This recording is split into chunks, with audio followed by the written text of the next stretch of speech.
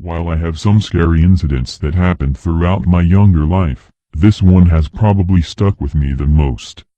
I remember when I was a little boy, and my parents used to live in this crummy apartment somewhere in Cleveland, Ohio. I reminisce to the days of the constant smell of mildew and mothballs, as my parents lived in a pigsty of clothes and old trash. They were not bad people, no, they were just not the cleanest in the world. My parents' room had one TV, one bed, a near-empty dresser, and the rest of the dresser's clothes scattered on the floor. They had decent jobs. My mom was a clerk at this big grocery store that had hundreds of people storming a day, and my dad worked as a valet for this fancy hotel, so he always got good tips.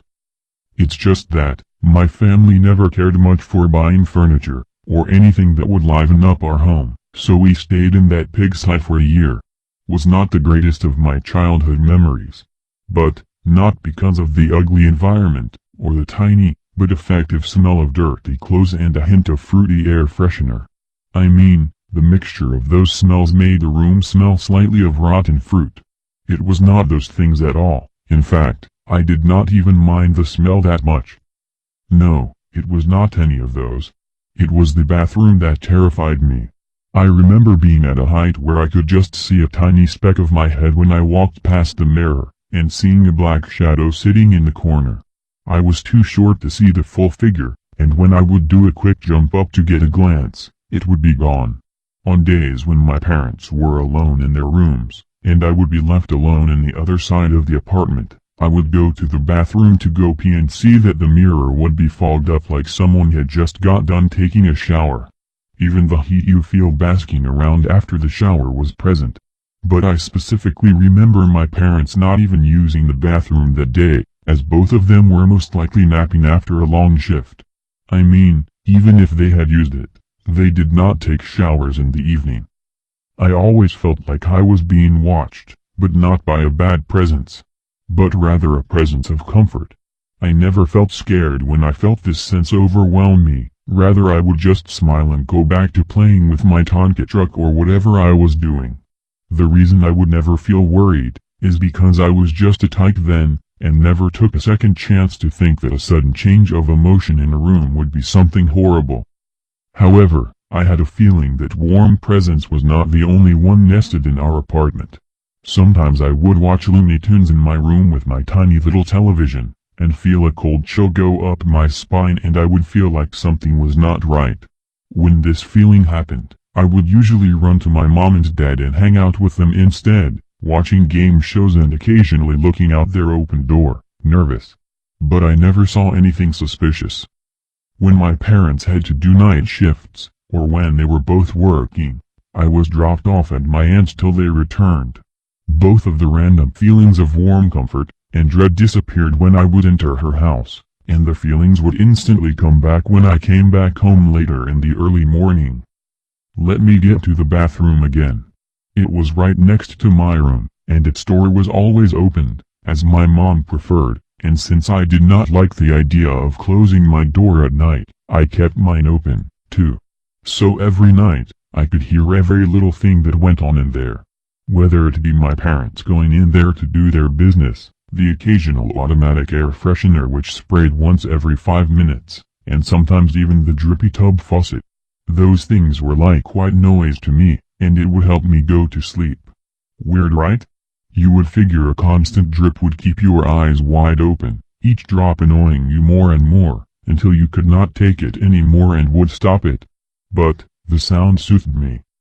One night, I was hearing the occasional spray and drips, when my TV flipped on.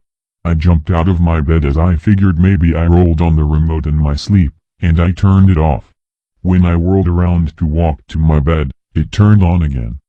It was not showing any film either, just the static and white noise. I turned it off again and lied down. I woke up a few hours later in the early blue morning, and the TV was on again. A little creeped out now, I unplugged it and went into my parents to snuggle next to them. My mom opened one eye and caressed her warm arm around my body, making me drift off into a loving sleep. The next day, I told her the weird incident and she shrugged it off by telling me it was an old TV, and most likely did stuff on its own like that, She said next time, just unplug it again. I agreed. Strangely, the TV never had any more problems like that, but the next night, I remember hearing the faucet water drip like usual. But it was at a higher speed this time, and it grew to annoy me instead of soothe. I got up, adjusted my pajamas and walked into the bathroom. The light switch would not work, and I figured it must have burned out. However, the hall light provided a good enough glow inside the bathroom for me to see my way. I turned the faucet to the left, tightly, slowing the drip and was about to leave when I heard the short, distorted giggle of a woman.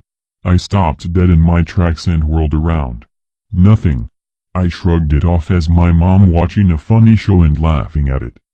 That night, I had a dream. I was walking to the bathroom with only the hall light guiding my way. Each end of the hall that would lead to either the kitchen or my parents' room was swallowed by darkness. I was moving slowly, almost in slow motion, and there was no sound but light classical music. I saw the red-painted bathroom door hanging open, the darkness swallowing it just like the hallway. The background music was being drowned with the light sound of drum cymbals being rapidly tapped. I pushed the door open more only to have the light automatically flicker on. The light had a weird reddish tint to it, and the tub was full of clear water. The sounds of music and drum cymbals stopped as soon as I looked at the calm pool. I felt drawn to the water, almost as if I should lay in the tub. Above me, in the middle of the air above the tub was a hand. It was a pitch-black manifestation and looked like a thick smoke, gesturing me to get in the tub, curling its fingers in a come-hither motion. I extended my hand to grab the figures, but as soon as my fingers were about to grasp the inviting hand and its long fingers, my other hand accidentally fell in the water, and immediately, a maroon and sappy liquid dispersed from my fingers, having it fill the tub. It was blood. I screamed, but no voice came out, only the sound of an orchestra building up. The red blood lingered in my nose, filling it with the scent of dirty pennies. A strong dream, one so real, you could smell and taste, you might understand how I felt. The light red glow of the area turned into a crimson shine that made the room a horror movie nightmare. I backed up and the hand disappeared into the wall. The orchestra built up, not even giving proper notes, just playing the instruments with anger. From the maroon tub, the watery blood gushed out the sides as I saw a plasma-coated figure slowly rise out of it. It was facing away from me, but it knew of my presence. The orchestra was now deafening with harsh notes that I can't explain. If you've ever heard "A Day in the Life" by the Beatles, you know what I am talking about. I felt something leaking down my ear as the music felt like it blasted my eardrums. The crimson figure was sitting upright, facing the wall in front of it. Its long hair was thick, with clotted gore hanging about. It lifted its hand to rest on the side of the bathtub, and it slowly turned towards me. Its face, though lathered in the thick, red goop, smiled at me with pearly white teeth. Its eyes were pure black with two white circles for pupils. Other than that, it looked normal, although it was very fucking far from normal. It slowly rose up to its feet, and the orchestra just stopped. Instantly, the lights turned out and I ran. I was still in slow motion, but I sprinted as fast as my slowed-down nightmare would let me. I exited the bathroom and saw the white-painted hallway walls bleeding from the ceiling. A solitary piano key clicked in a steady pace, like you hear in those Michael Myers movies when he's slowly following you. I turned around and saw the figure straight ahead of me, smiling with those snow-white teeth. It opened its mouth and showed me its tongue. It looked like it was snipped in half with a pair of old scissors. And everything stopped. I was frozen in the hallway, mid-step, and the figure was also frozen, giving me the malevolent grin. I expected it to walk towards me, but it never did. I stared at it in a frozen fear, my eyes tearing up as its face was being embedded into a memory that would stick with me for years. And then, I felt a drip on top of my head. I could not tilt my head up to see what it was, and more rained down. It started to leak down my face, and that slight tickle you feel when it does so kicked in. I did not know what it was, but I adjusted my eyeballs to stare up. It did not work, but the mystery liquid went in my eye.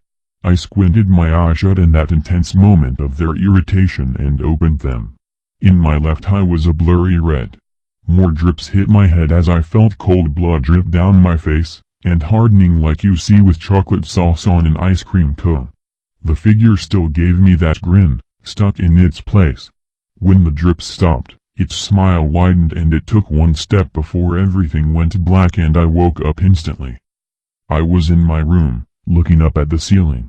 I was wondering what time it was, so I tried to turn over in my bed, but I could not.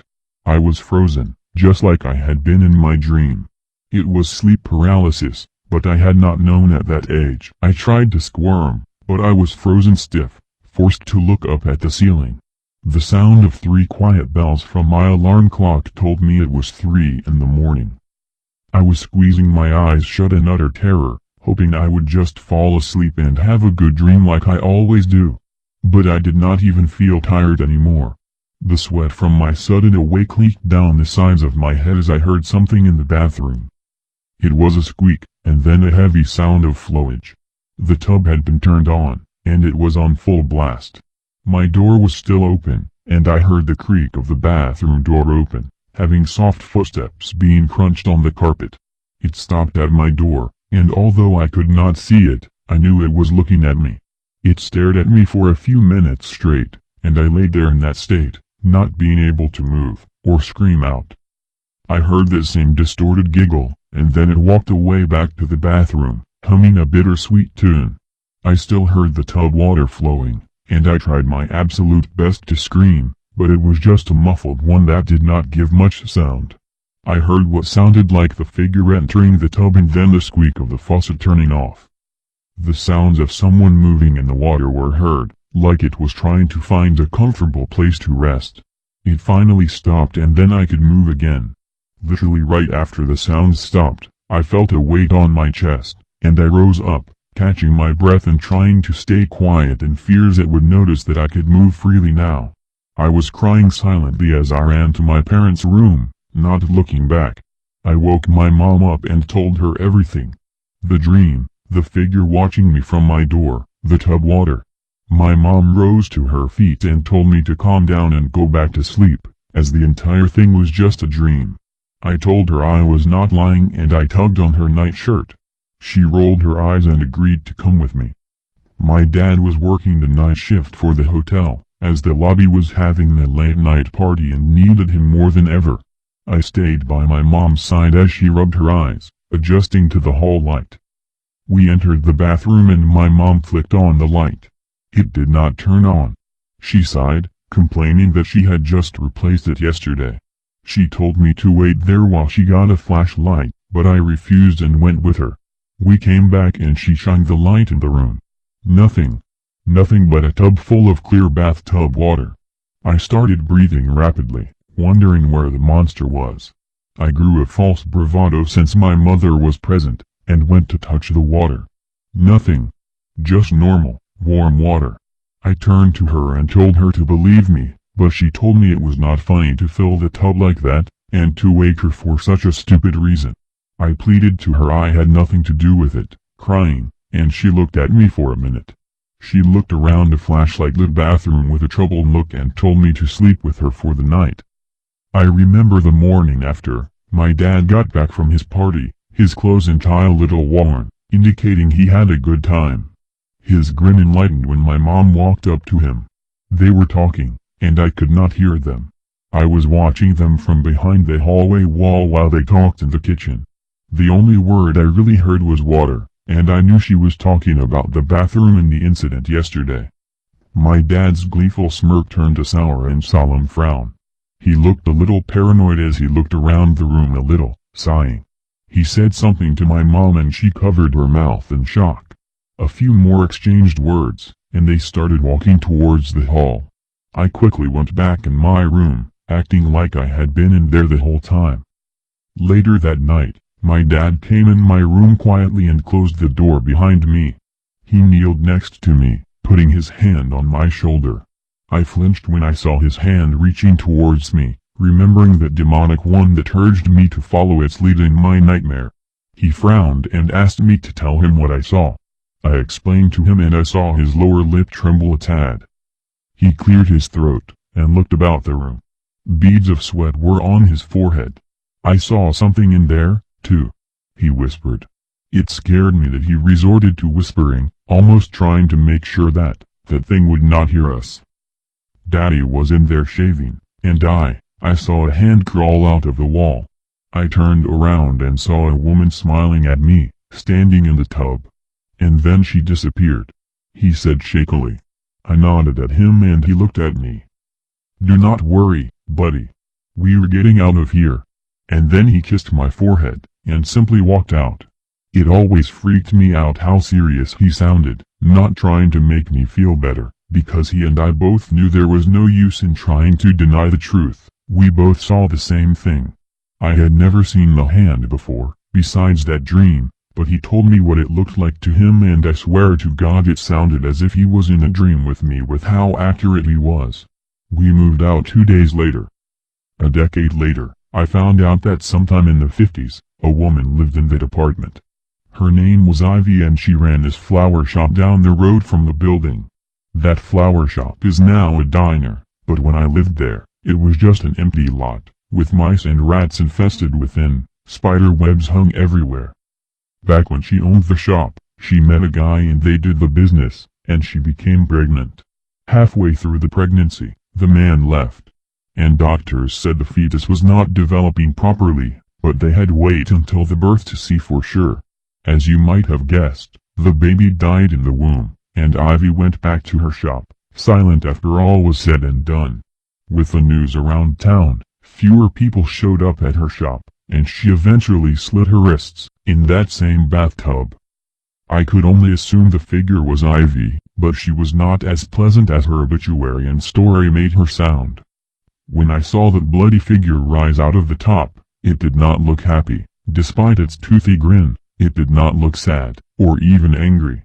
It just looked utterly insane. It saddens me that such a nice lady such as herself turned into a grotesque being, forever wandering the halls and bathroom, wondering where she would be had her baby been born alive. I am still unsure about the other incidents I endured at that apartment, such as the comforting, yet also malicious presence I would feel at the most random of times. Or even the TV. Although my mom could have been right about the TV, and its old, unreliable setup. I also wonder a lot of times at night, what would have happened to me, if that black hand had grabbed me in a dream.